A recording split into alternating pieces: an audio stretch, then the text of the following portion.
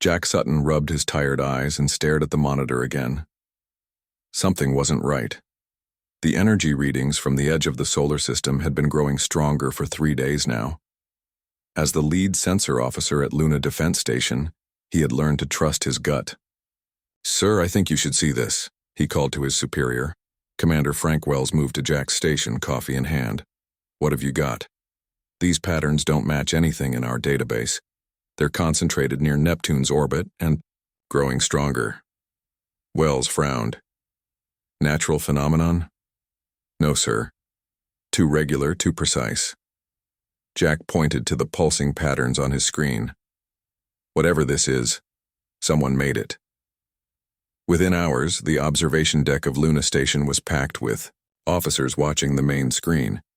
What had started as unusual energy readings had turned into something no human had ever seen before. A massive tear in space, like fabric being ripped apart. Admiral Olivia Wright arrived from Earth via emergency shuttle.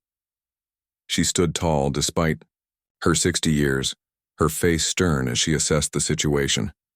"Status report," she demanded. "The anomaly has stabilized, Admiral," Wells replied. "We're detecting massive objects emerging." The room fell silent as they watched dark shapes push through the tear in space. First one, then 5, then dozens.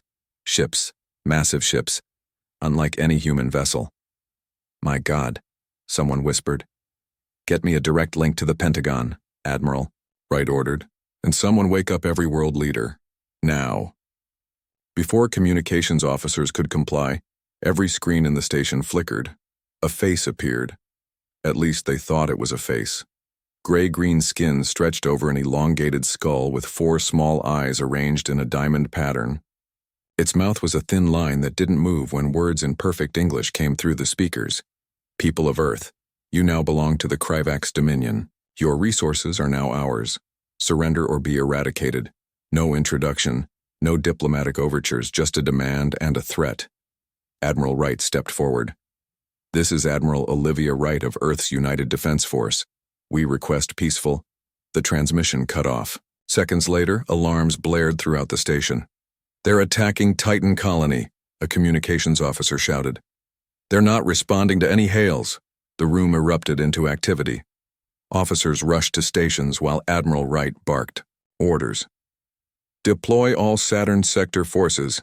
Get those civilians evacuated." Jack couldn't tear his eyes from the footage streaming in from Titan.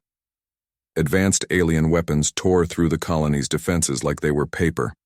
The outpost that housed 347 people was gone in minutes. "Get me the Secretary of Defense," Wright commanded. "And contact Dr. Samantha Reeves at MIT. We need her weapons expertise." Jack's head snapped up at the name. Samantha. His ex-wife. The brilliant engineer who had left him 3 years ago because his military career kept them apart too often. Now she might be humanity's best hope. 12 hours later, Earth was on full military alert. All colonies had been warned, defenses activated. The alien fleet moved methodically through the outer solar system, destroying everything in their path. They weren't hurrying. They didn't need to. At the Pentagon's underground command center, Jack found himself face-to-face with Samantha for the first time in years. She looked the same. Sharp green eyes, brown hair pulled back in a practical ponytail, that focused expression she got when solving complex problems. "Hello, Jack," she said coolly. "Wish it were under better circumstances." "Same," he replied. "They're saying you might have ideas about their tech." Samantha nodded, leading him to a table covered in twisted metal fragments. "Debris from Titan. They rushed it back on the fastest ship we had. And their weapons are beyond anything we've developed, but their power systems have a flaw." She picked up a blackened piece of metal with strange circuit-like patterns. "See these configurations? They use a type of electromagnetic field to power their shields. Can we disrupt it? Theoretically, I'm working on modifications to our existing weapons." She looked at him directly. "But I need time, Jack. Days, at least." Jack checked the latest reports on his tablet. Mars is next in their path.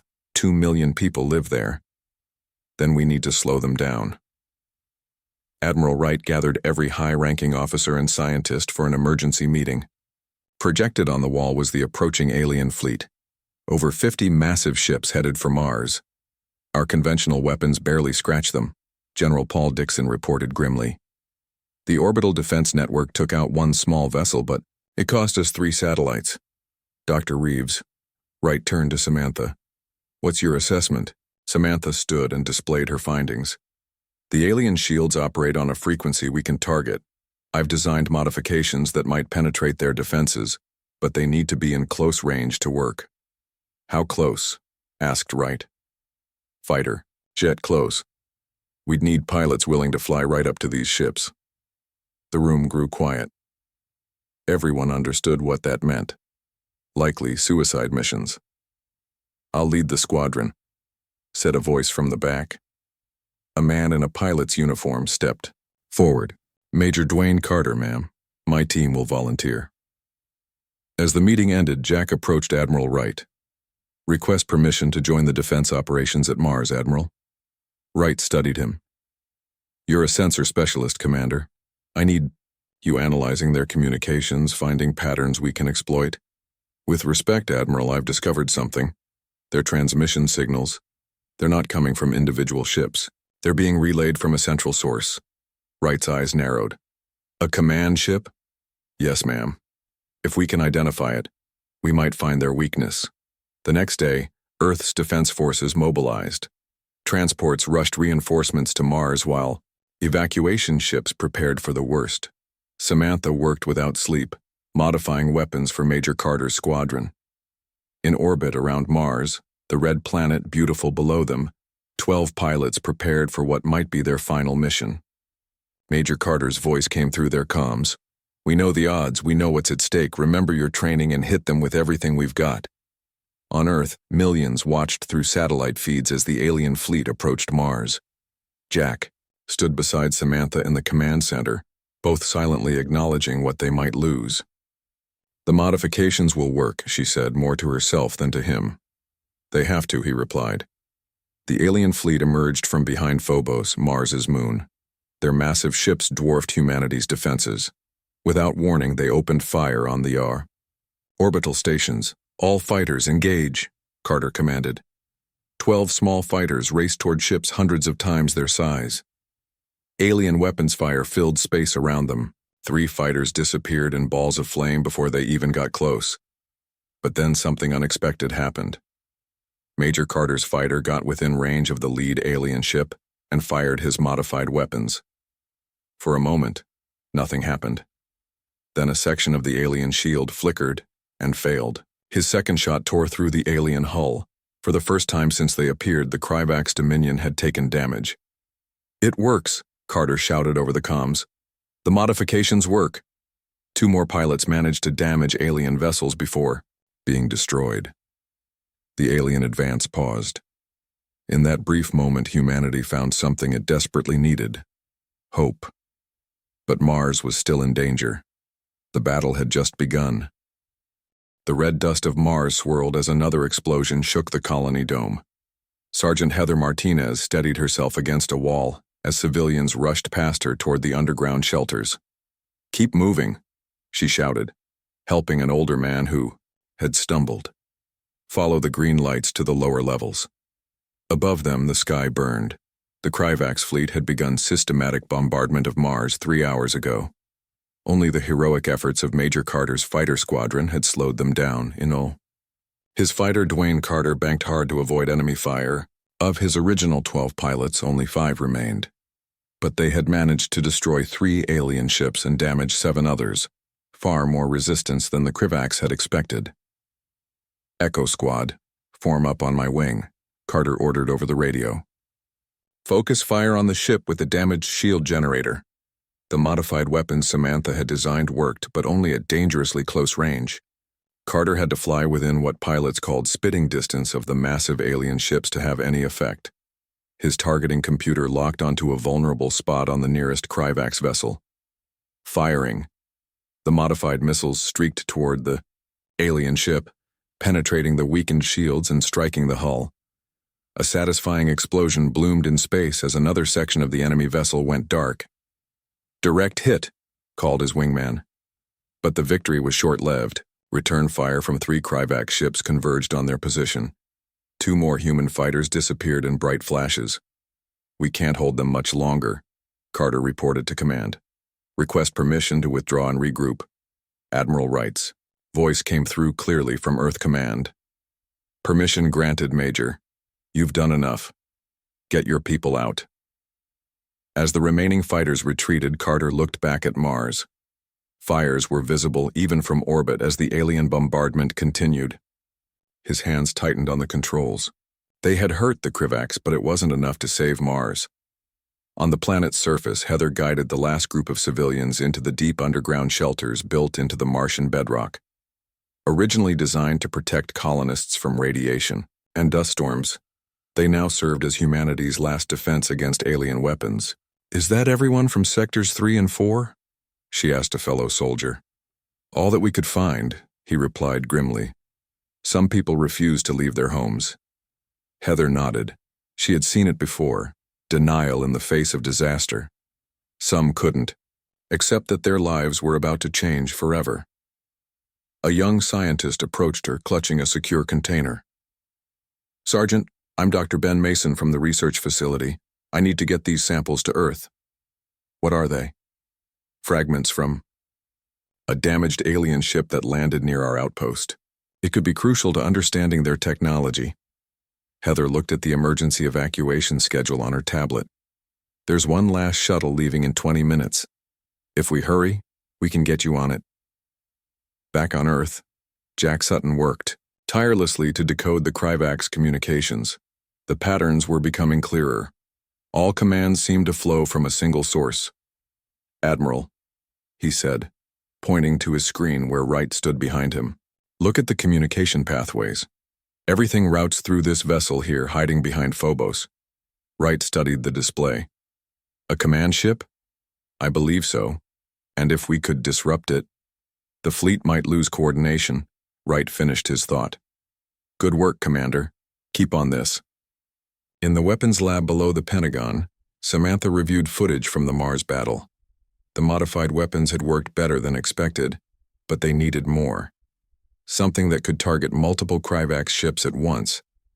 Her assistant entered the lab. Dr. Reeves, there's someone here you should meet. A man in a blood-stained uniform stood in the doorway. He looked exhausted. This is Captain Eric Patterson, military intelligence. He just arrived from Mars with something important. Patterson stepped forward. Dr. Reeves, we captured an alien soldier, the first one taken alive. Samantha's eyes widened. Where is it? In a secure facility under Area 51. But before they sedated it, it said something you need to hear. Hours later, Samantha, Jack, and Admiral Wright watched through reinforced glass as medical personnel examined the unconscious alien. Its gray-green skin looked almost metallic under the bright lights. What exactly did it say? Wright asked Patterson, who stood beside them. It spoke in broken English. Said they've conquered 17 species before us. Said none of them ever destroyed even one of their ships. Patterson looked at them gravely. It seemed surprised, almost afraid. They didn't expect resistance, Jack said. There's more, Patterson continued. It said they're part of something called the Collective. They harvest resources and genetic material from conquered species. Why come all this way just for resources? Samantha wondered aloud. There are uninhabited systems that would be easier targets. Maybe it's not just about resources, Patterson suggested. When we were treating its wounds, we found something strange. Its cells seemed to react to human blood in an unusual way. On the evacuation shuttle from Mars, Heather strapped herself in beside Dr. Mason as the engines fired. Through the viewport, they watched the Kryvax ships methodically destroying the colony they had called home. Why are they doing this? Mason asked, his voice breaking. We weren't a threat to them. I don't know, Heather replied, but we will be. As the shuttle broke Mars orbit, a Kryvax patrol ship spotted them. Alarms blared as the pilot took evasive action. They're locking weapons, the pilot shouted. Heather unfastened her harness. Do we have any defenses? Just point defense lasers. Not enough to... A flash of light cut him off as a human fighter appeared, placing itself between the shuttle and the alien vessel. It was Major Carter's ship. Civilian shuttle, adjust course to heading 340 Mark 15. Carter's voice came over the radio. I'll keep them busy. They watched in awe as the lone fighter engaged the much larger alien ship, dodging its weapons while leading it away from the shuttle's escape path. He can't win against that thing, Mason whispered. He doesn't need to win, Heather replied. He just needs to buy us time.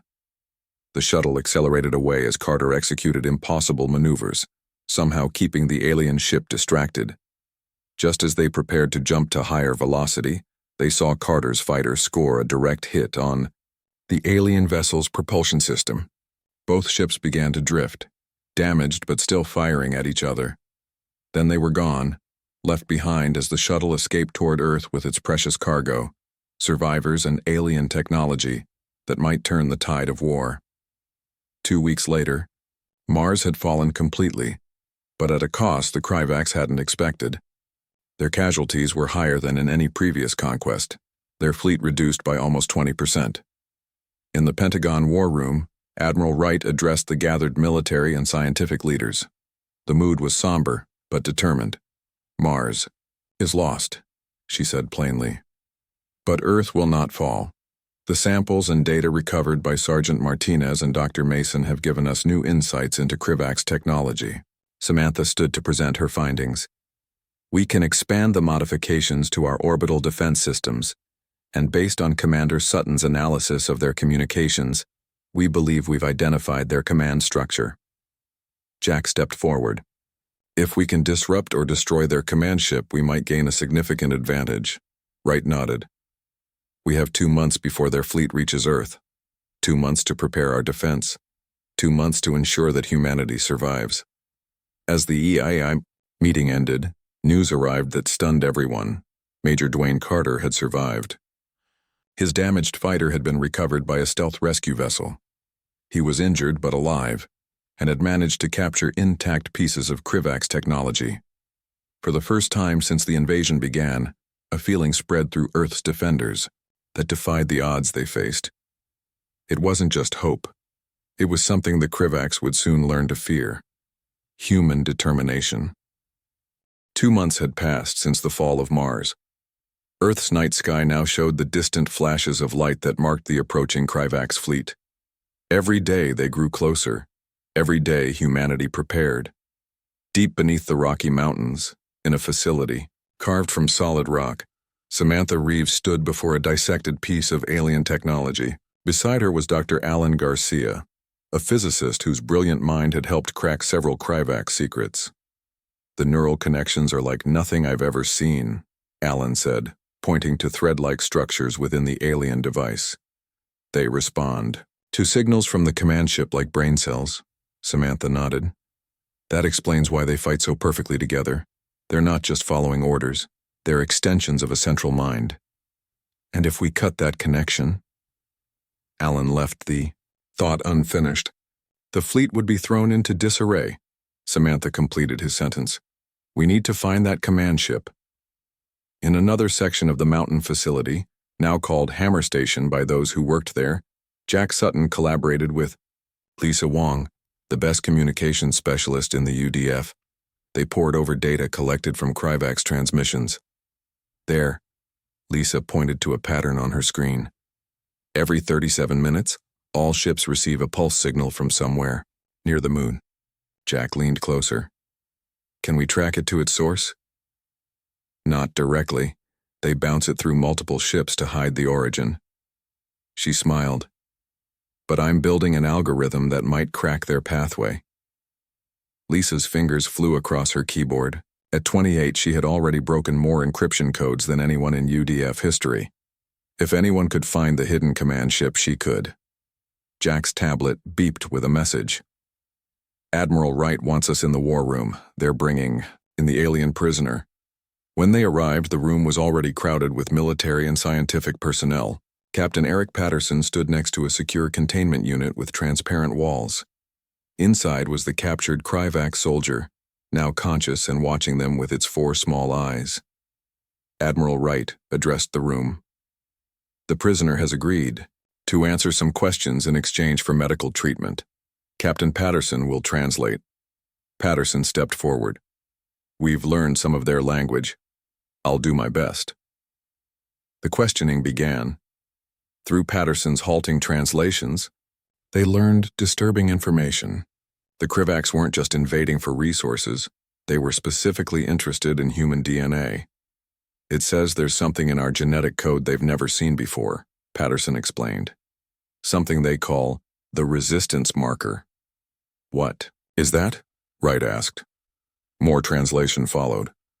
The alien's mouth barely moved as it made clicking sounds that Patterson struggled to interpret. From what I understand, Patterson finally said, humans have a natural resistance to something they call the void sickness. It's why they're taking prisoners now instead of just killing everyone. They're experimenting on our people? Jack asked, his voice tight with anger. Patterson nodded grimly. Yes, and they're especially interested in people who've been in space. Something about space travel activates this marker they want. As the questioning continued, Heather Martinez arrived at another facility 50 miles away. She had been promoted to lieutenant after her actions on Mars, and now led a special operations team training for space combat. She entered a massive underground hangar where aerospace engineer Daniel Rivera inspected a new type of attack craft. Lieutenant Martinez, Daniel called out, waving her over. Come see what we've built. The vessel before her was unlike any fighter she had seen. Sleek and angular, it incorporated elements of both human and Krivaks technology. We call it the Wasp, Daniel said proudly. It carries Samantha's upgraded weapons, but with a twist. Each shot plants a disruptor that spreads through their neural network like a virus. Heather ran her hand along the ship's hull. How many do we have? 15 so far. We're building more as fast as we can. Daniel looked at her seriously. We need pilots. My team is ready, she replied without hesitation. 2 weeks later, Jack and Lisa had a breakthrough. Working through another sleepless night, Lisa's algorithm finally tracked the command signals to their source. It's here, she said, pointing to a location in the asteroid belt. Hiding among the rocks where our sensors would mistake it for just another large asteroid. Jack immediately brought the information to Admiral Wright. After confirming the finding, Wright called an emergency meeting of the UDF leadership. We found their central command ship, she announced. Now we need a plan to take it out. Major Carter, still recovering from injuries sustained at Mars but refusing to stay on the sidelines, studied the tactical display. A frontal assault would be suicide. Their defenses are too strong. What about a small strike team? Jack suggested. A stealth approach? Samantha entered the room, excitement visible on her tired face. We've finished the disruptor. If we can place it directly into their command ship's network, it could sever all connections to the fleet. Wright looked around the room at humanity's best hope. So we need a small team to sneak past their defenses, board the command ship, plant the device, and get out before it activates. I volunteer, Jack said immediately. Me too, added Carter. Others stepped forward. Heather Martinez, Eric Patterson, Lisa Wong, the best of humanity, willing to risk everything. As they developed the mission plan, another opportunity arose. An analysis of Krivaks' patrol patterns revealed a vulnerability in their supply line. With the main fleet focused on approaching Earth, their support vessels were relatively unguarded. We could hit them now, Daniel suggested in a later strategy session. Test the Wasp fighters in a real combat situation while disrupting their logistics. Admiral Wright considered the options. A successful strike would boost morale and provide valuable combat data, but it would also alert the Krivaks that humans had developed new weapons. Do it, she finally ordered. Operation First Strike begins tomorrow. The next day, Heather led 5 Wasp fighters toward a Krivak supply convoy near Jupiter's orbit. They approached in stealth mode, their new hybrid engines running silent. Remember your training, Heather told her pilots over the secure channel. One hit and pull back, don't get greedy. The Krivak ships appeared ahead, 3 large cargo vessels escorted by 2 military craft. They showed no signs of detecting the approaching humans.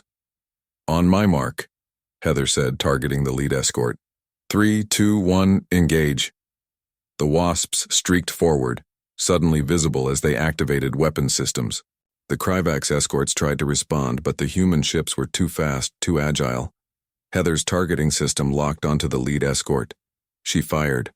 The modified weapon struck perfectly, its disruptor payload burrowing into the alien ship's systems. For a moment, nothing happened. Then the escort ship's movements became erratic. Its weapons fired randomly. The second escort ship suddenly turned and fired on its disabled companion, as if unable to distinguish friend from foe. "It's working!" one of her pilots shouted. "Their systems are going haywire." They disabled all 5 Kryvax vessels without losing a single Wasp. As they returned to Earth, news of the victory spread rapidly. For the first time, humans had completely won a battle against the invaders, but the real test was yet to come. The strike team prepared for their mission to the command ship, a desperate gamble that would determine Earth's fate. Jack found Samantha in her lab, making final adjustments to the disruptor device. "Will it work?" he asked.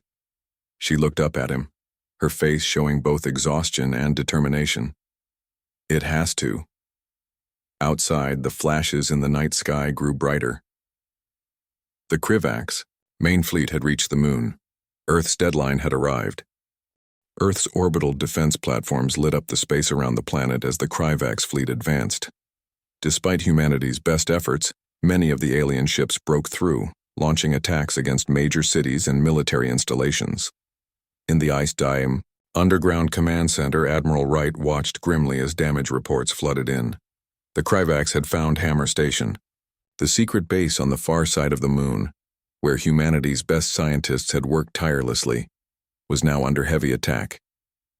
"Status of the disruptor?" she asked urgently. A communications officer responded. "Dr. Reeves reports it's complete and ready for deployment, Admiral. And the strike team?" "Preparing for launch, ma'am." Wright nodded. "Tell them to hurry. We don't have much time." In the launch bay, 5 levels below, Jack checked his combat suit one last time. Around him, the strike team made their final preparations. Major Carter would pilot their stealth vessel. Lieutenant Martinez would lead the ground assault team. Captain Patterson would handle communications and intelligence. Lisa Wong had insisted on coming to manage the technical aspects of the mission. Samantha entered, carrying a metal case. "The disruptor," she said, handing it to Jack. "Once it's connected to their main system, you'll have 15 minutes to get out before it fully activates." Jack took the case. "What happens if we're still on board when it activates?" "The electromagnetic pulse will fry every piece of technology within half-a-mile radius, including your suit's life support systems." Their eyes met. So much left unsaid. Between them, "I should be going with you," Samantha said quietly. "No, you're needed here," Jack replied. "If this fails, you'll need to find another way." A loud explosion shook the facility. Dust fell from the ceiling. "They found us," Carter said. "We need to move now." The team boarded their ship, a hybrid craft built with reverse-engineered Kryvax technology, designed to avoid detection by mimicking the signature of space debris. As they launched through a hidden tunnel, they saw Hammer Station taking heavy fire from above. "Will they make it?" Heather asked, watching the base shrink behind them. "They're evacuating to the backup facility," Jack answered. "They'll hold. Out." Their ship accelerated away from Earth, using the chaos of battle as cover. Carter piloted skillfully, dodging between debris fields and keeping them away from active combat zones. Their destination lay ahead, the asteroid belt where the massive Kryvax command ship waited, hidden but now revealed by Lisa's tracking algorithm. "How will we get inside?" Patterson asked as they studied the schematics Lisa had compiled from scans. "Their ships have maintenance access points," Lisa explained. "If we can reach this section here, we can enter through a service portal." Hours later, as they approached the asteroid belt, they received an urgent message from Earth. Admiral Wright's face appeared on their communication screen, her expression grim. "The situation has changed," she said. "We've received intelligence that the Kryvax are holding human prisoners on that command ship. Hundreds of them. Jack felt his stomach tighten. What are our orders regarding the prisoners? If possible, free them. But the primary mission remains the same: plant the disruptor at all costs. As the transmission ended, Carter slowed their approach. There, he said, pointing ahead. That large asteroid isn't an asteroid at all.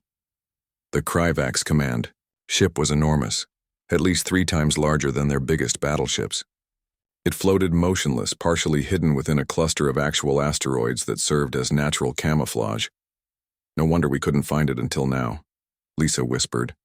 It's disguised itself as part of the belt. Carter navigated carefully, using thrusters only, letting their ship drift toward the command vessel like just another piece of space rock. As they drew closer, the true scale of the alien ship became apparent. It was the size of a small city. How are we supposed to find the central network core in something that big? Heather asked. Lisa activated a specialized scanner. The neural signal should be strongest at the core. This will lead us there. They reached the hull undetected and attached to a maintenance port just as Lisa had planned. After cycling through the airlock, they found themselves inside a dimly lit service corridor. Air's breathable, Patterson announced, checking readings on his wrist device. But keep your helmets on. They might use biological weapons if they detect us. The team moved quietly through the alien ship. The interior was strange, organic-looking walls with technology embedded within them, pulsing with an eerie blue light. Lisa's scanner led them deeper toward the center. Movement ahead, Heather warned, raising her weapon. 6 targets approaching. They ducked into a side passage as a group of Kryvax soldiers marched past. The aliens moved with perfect synchronization, like parts of a single organism rather than individual beings. The neural connection, Jack whispered.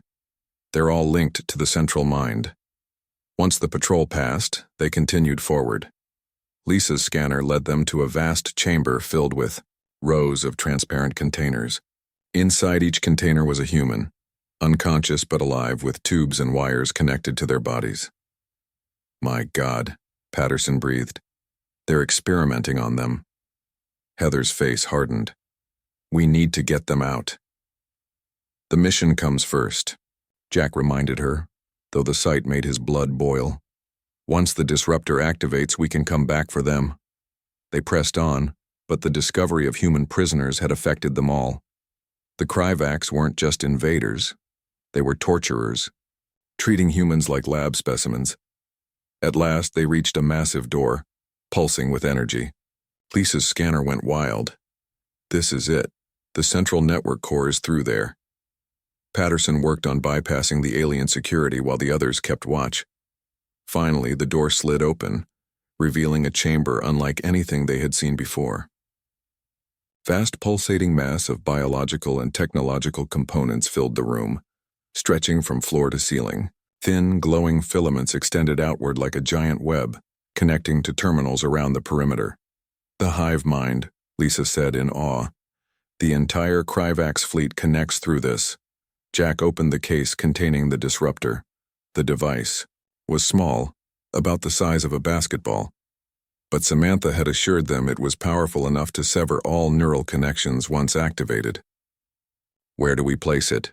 He asked Lisa. She pointed to a glowing node at the center of the web. There, it needs direct contact with the main neural pathway. As Jack approached the center, alarms suddenly blared throughout the ship. Patterson checked his scanner. They've detected us. Security forces converging on our position. How long do we have? Jack asked, still moving toward the center. 2 minutes, maybe less, Patterson replied. Heather and her team took up defensive positions at the entrance.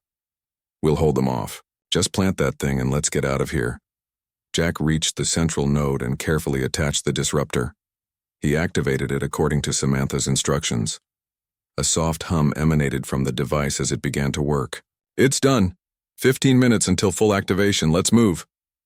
They turned to leave, but the exit was already filled with Kryvax soldiers firing energy weapons. Heather's team returned fire, creating a temporary path. Go! She shouted to the others.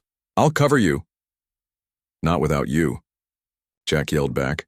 A blast hit near Heather, throwing her against a wall. Jack ran to help her as Patterson and Lisa fought their way toward the exit. My legs hit. Heather grimaced. I'll slow you down. We're not leaving you, Jack insisted, helping her up. As they made their retreat, fighting through corridor after corridor, the ship's systems began to falter. The disruptor was already affecting the neural network, causing confusion among the Kryvax. But time was running out. They were still deep within the ship, and the 15-minute countdown was ticking away. 10 minutes left. The strike team fought their way through the Kryvax command ship with Heather limping between Jack and Patterson. Lisa led the way, scanner in one hand, weapon in the other.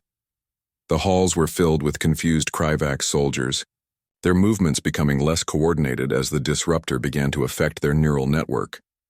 The closest exit is 2 levels down. Lisa called over her shoulder. We need to move faster. A group of Kryvax blocked their path ahead. Unlike the others they'd encountered, these moved with purpose. One stepped forward, its 4 eyes fixed on Jack. You will fail, it said in halting English. The collective cannot be stopped. Watch us, Jack replied, then fired his weapon. Kyoko, fight was brutal but brief. The humans were desperate, and desperation made them dangerous. When it was over, they had cleared a path forward, but precious minutes had been lost. 7 minutes remaining, Lisa warned as they reached a vertical shaft. This leads down to the maintenance level, Patterson said. Our ship should be directly below. They began their descent using the emergency cables in their suits. Heather gritted her teeth against the pain in her injured leg. When they reached the bottom level, they found a horrific sight. The maintenance bay was filled with more containers holding humans. But these were different from the ones they'd seen before. These people weren't being experimented on. They were being harvested. Machines extracted blood, tissue, and neural matter from the unconscious victims. We can't leave them, Heather said, her voice shaking with rage. 5 minutes, Lisa reminded them. We don't have time to save them all. Jack made a quick decision. Patterson, get to the ship and start the engines. Lisa, find the control system for these containers. There must be an emergency release. As Patterson ran ahead, Lisa quickly located a control terminal. Using knowledge gained from studying Kryvax technology, she bypassed its security. Got it. I can activate the release protocol and their recovery systems. It should wake them up and open the containers. Do it, Jack ordered. Lisa triggered the commands. Throughout the bay, containers began to open. Medical systems within them administered stimulants to the captives, who began to wake up, confused and terrified. Everyone listen, Jack shouted to the awakening prisoners. This ship is about to experience a massive power failure. If you can move, help those who can't. Follow that corridor to the escape pods. Patterson's voice came through their comms. Ship's ready. 4 minutes remaining. Jack and Lisa helped as many people as they could while Heather, despite her injury, directed the fleeing prisoners to the escape pod bays. The Kryvax guards were in disarray, some wandering aimlessly, others attacking their own kind. We need to go now, Lisa urged. 3 minutes. They ran for their ship, where Patterson waited at the controls. Carter was already in the pilot's seat running pre-launch checks. Everyone aboard? Carter asked as they stumbled in. Go, Jack ordered, sealing the airlock behind them. The ship detached from the command vessel's hull just as more Kryvax forces arrived at the maintenance bay. Carter fired the engines, pushing them away from the massive alien ship. 2 minutes to disruptor activation, Lisa announced. We need to be at least half a mile away. Carter pushed the engines to their limit. The ship shuddered under the strain as they accelerated away from the command vessel. Will the prisoners make it out in time? Heather asked, watching through. A viewport as escape pods began launching from the Kryvax ship. Some will, Jack replied honestly. We gave them a chance. That's all we could do. 1 minute, Lisa warned. They watched the distance counter climbing. 1/4 mile, 1/3 of a mile, 1/2 a mile. Brace for electromagnetic pulse, Carter called out, just as they crossed the 1/2 mile threshold.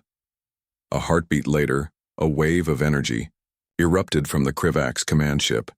Their own vessel shuddered violently as the outer edge of the pulse washed over them. Warning lights flashed across the control panels. "Stabilizing," Carter announced, wrestling with the controls. "We made it." Behind them, the enormous command ship went dark. All its systems failed simultaneously as the disruptor completed its work. The neural network that controlled the entire Kryvax fleet was severed. "Look," Patterson pointed to their tactical display. The fleet around Earth. The dots representing Kryvax ships had changed from organized attack patterns to random movements. Some were firing on each other. Others drifted aimlessly in space. "It worked," Jack breathed. Without the central control, they can't coordinate. As they watched, Earth's defense forces began to capitalize on the confusion. Human ships attacked the disoriented Kryvax vessels, which could no longer mount an effective defense. "Admiral Wright is hailing us," Lisa said. Wright's face appeared. On their screen, relief evident in her expression. "Well done, strike team. Get back to Earth as soon as you can. The tide has turned." During their return journey, they received continuous updates. Across the solar system, Kryvax ships were being disabled or destroyed. The once unstoppable alien force was now vulnerable, their hive mind advantage gone. But the mission had one more surprise. As they analyzed data collected from the command ship, Lisa made a startling discovery. "These transmission logs," she said, showing them to Jack. "The Kryvax sent a message before we disrupted their network. They called for reinforcements." "From where?" Jack asked. Lisa displayed a star chart. "From their homeworld, and according to this, it's not that far away. In the aftermath of the battle, Earth began to rebuild. The human prisoners rescued from the command ship provided valuable information about the Kryvax. Most importantly, they confirmed what Lisa had discovered. The invasion force was only a small part of the Kryvax collective. 2 months after the strike team's mission, Admiral Wright stood before the newly formed United Earth Council. The chamber was filled with leaders from every nation. "We have won a great victory," she told them. "But the war is not over. The Kryvax will return, and in greater numbers." She displayed images of captured Kryvax technology, now being rapidly adapted for human use. "Thanks to Dr. Reeves and her team, we are learning more every day. We can now build ships that match or exceed their capabilities." Jack, seated beside Samantha in the audience, listened as Wright outlined her proposal. "We cannot wait for them to attack again." The Admiral continued. "I am proposing Operation Retribution, a counter-invasion targeting the Kryvax homeworld itself." A murmur swept through the chamber. What Wright suggested was unprecedented, taking the fight to an alien civilization across the stars. "They came to our home uninvited," Wright said firmly. "They tortured our people. They showed no mercy. Now we will show them what happens when you provoke humanity." The council voted unanimously to approve the mission. Within days, preparations began for the largest military operation in human history. Jack found Samantha in her new laboratory, where she was overseeing the construction of weapons specifically designed to target Kryvax biology. "I've been assigned to lead the first wave," he told her. "We leave in 3 weeks." Samantha looked up from her work. "I know. I requested to go with you this time." "It will be dangerous," he warned. "We don't know what we'll find there." "They need to understand," she said simply. "They came for war. We're sending them back in pieces." As Earth prepared for its first interstellar military campaign, the remains of the Kryvax invasion fleet were being studied and reverse-engineered. Human ships were fitted with captured alien technology. Weapons were developed that could target the Kryvax neural network itself. Humanity had been pushed to the brink of extinction. Now it was pushing back. The hunters had become the hunted, and the galaxy was about to learn a crucial lesson. Never underestimate humans when they fight for survival. On the observation deck of the UDF Vengeance, Earth's new flagship built with Kryvax technology, Jack and Samantha stood together, watching as hundreds of ships prepared for departure. "Are we becoming like them?" Jack wondered aloud. Samantha shook her head. "No, we're fighting for our right to exist. They fought for conquest. That's the difference." As the fleet prepared to depart, humanity stood united as never before. The aliens had come for war and awakened a sleeping giant. Now that giant was coming for them.